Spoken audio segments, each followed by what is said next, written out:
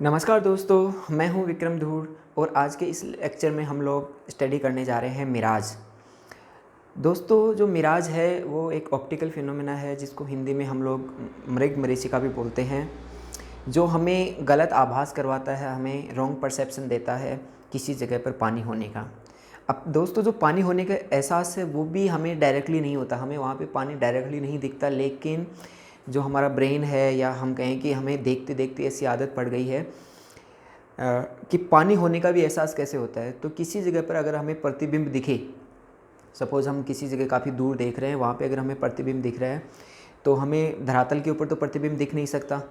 तो हमारा जो माइंड है वो ये सोचता है कि अगर प्रतिबिंब दिख रहा है किसी वस्तु का तो ज़रूर वहाँ पर पानी होना चाहिए। तो दोस्तों, यही एहसास इस मिराज में होता है हमें। ये क्यों होता है, कब होता है, कैसे होता है, ये सारी चीज़ें हम इस लेक्चर में डिस्कस करने वाले हैं। तो सबसे पहली चीज़ तो ये है कि आपको ये दिखता कहाँ पर है। तो आपको गर्मियों में दिखेगा नॉर्मली। गर्मियों में भी कौन सी जगह दिखेगा? गर्मियों में आपको ऐसी जगह पर दिखेगा जहाँ पर जो सरफेस है, जो धरातल है वो गर्म है रिलेटिवली बाकी जगह से। वहाँ पर जो धरातल है, लगभग हम दोपहर की बात करें तो उस टाइम पे जो धरातल है वो गर्म रहेगा, वहाँ पर आसपास छाया नहीं हो। ठीक है। तो जैसे आप सीधी किसी सड़क के ऊपर देख रहे हो दूर तक, वहाँ पर आपको ये दिख सकता है।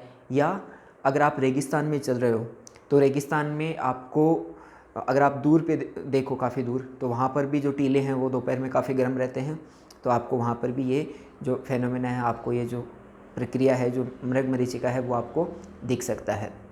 तो आप अगर वहाँ पर देखोगे दूर तो कहीं ना कहीं आपको हो सकता है इससे दूर कुछ बिल्डिंग दिखें। सड़क की अगर मैं बात करूँ तो आपको कोई ना कोई आगे बिल्डिंग दिखेगी। तो आपको उस बिल्डिंग का हल्का फुल्का झिलमिलाता हुआ सा जो प्रतिबिंब है वो नीचे दिखेगा। आपका ध्यान उस प्रतिबिंब पे नहीं जाएगा, लेकिन आपको ये एहसास होगा कि उस सड़क के ऊपर कहीं कुछ पानी बह रहा है। हमें डायरेक्टली पानी नहीं दिखता। हमें, अगर आप कभी वापस से गौर फरमाओ, इस चीज़ के ऊपर ध्यान से देखो, तो आपको वहाँ पर प्रतिबिंब दिखेगा। ऐसे ही अगर मैं रेगिस्तान की बात करूँ तो रेगिस्तान में अगर आपको काफ़ी दूर कहीं कुछ पेड़ पौधा या कुछ और चीज़, कोई और वस्तु है, तो उसका हल्का फुल्का प्रतिबिंब दिखेगा उसके अंदर। तो वो प्रतिबिंब दिख रहा है तो हमें एहसास होगा कि प्रतिबिंब तभी दिख सकता है जब वहाँ पर पानी हो। तो ये पानी होने का एहसास है, जो इसी को हम मृगमरीचिका बोलते हैं, क्योंकि वास्तव में वहाँ पे पानी नहीं। हम थोड़ा सा अगर आगे बढ़ते हैं तो वापस से हमें वही टीले दिखाई देते हैं, अगर मैं रेगिस्तान की बात करूँ तो।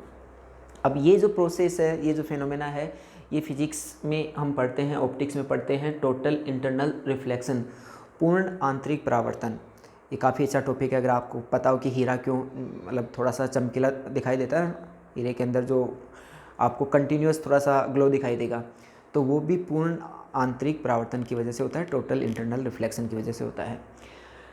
और ये ओएसिस भी, आपने एक वर्ड सुना हो, ओएसिस ऐसा होता है कि जब आप किसी रेगिस्तान में जा रहे हो और वहाँ पे आपको एक थोड़ा इमेजनरी सिचुएशन मानो कि काफ़ी सारे पेड़ पौधे लगे हुए हैं रेगिस्तान में, और वहाँ पे पानी का स्रोत है, वहाँ पे कुछ झील वगैरह है आपको, और उसके आसपास झील के चारों तरफ जो पेड़ पौधे, एक सुनहरा सा जो दृश्य बनता है मन में, उसको हम ओएसिस बोलते हैं। तो ये आपको, रेगिस्तान में चल रहे हो तो ओएसिस की फीलिंग आपको दिला सकता है।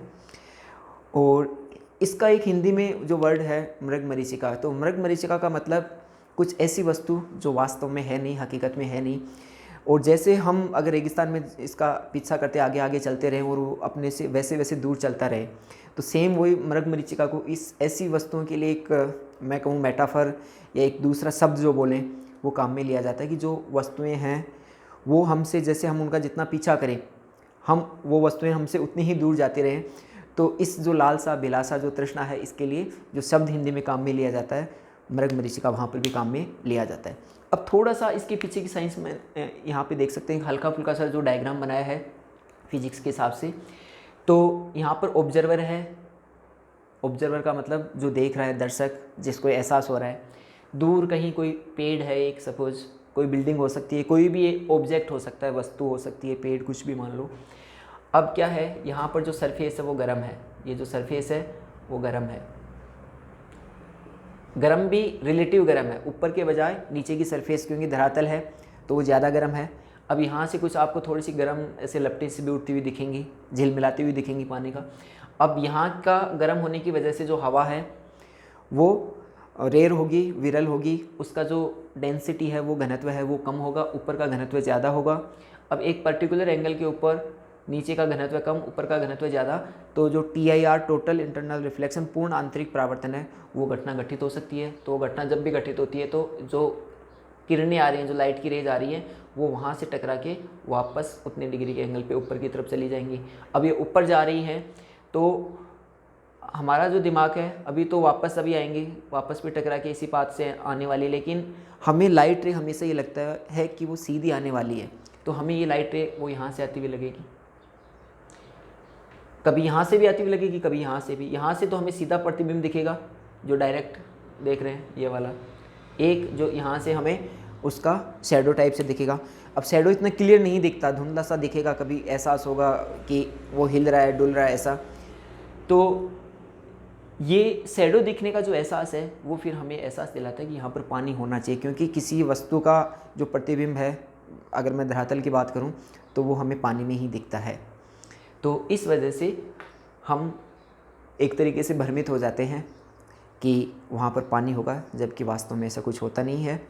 तो ये प्रोसेस को हमने यहाँ पर समझने की कोशिश की है, जो शब्द है उसको समझने की कोशिश की है। इसके पीछे जो साइंस है, साइंस में हमने केवल यहाँ पर पूर्ण आंतरिक परावर्तन का नाम लिया है।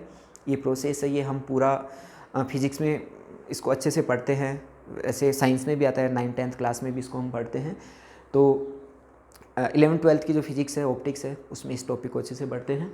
तो फिज़िक्स के हिसाब से इस टॉपिक को हम अलग किसी और जगह देख सकते हैं।